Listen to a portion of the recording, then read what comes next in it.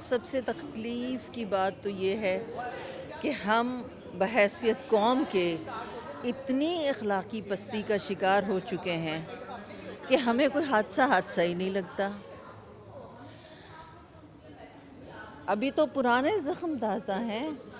عام معاشرے کا کوئی عام فرد ہو یا شو بزنس کا کوئی آرٹسٹ ہو، بات تو جان کی ہے نا، بات تو سیکیورٹی کی ہے. اور ہم نے اپنے ہاتھوں میں فیصلے لے لیے ہیں، ہم خود فتوے دینے لگ گئے ہیں، ہم خود اچھے یا برے کا ڈیسیجن کرنے لگ گئے ہیں، یہ جانے بغیر، یہ سوچے بغیر کہ ہم خود کیا ہیں. پہلا احتساب تو ہمیں اپنا کرنا ہوتا ہے.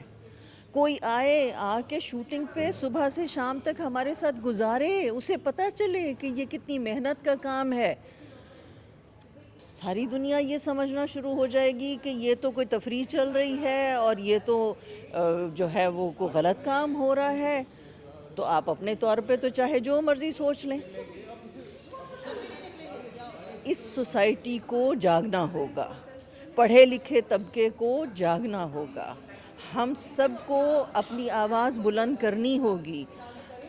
ہم بہت بڑا انقلاب شاید نہیں لا سکتے، اس چھوٹے سے گیٹ ٹوگیدر میں آئے ہیں. ہم اپنی آواز جہاں تک پہنچا سکتے ہیں پہنچائیں گے، لیکن یہ اچھی پریکٹس نہیں ہے. یہ ختم ہونا چاہیے.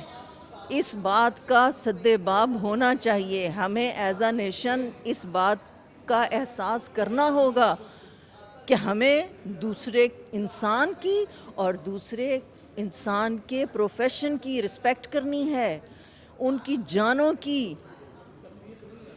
یہ تو انتہائی افسوسناک حادثہ تھا، انتہائی تکلیف دہ حادثہ تھا.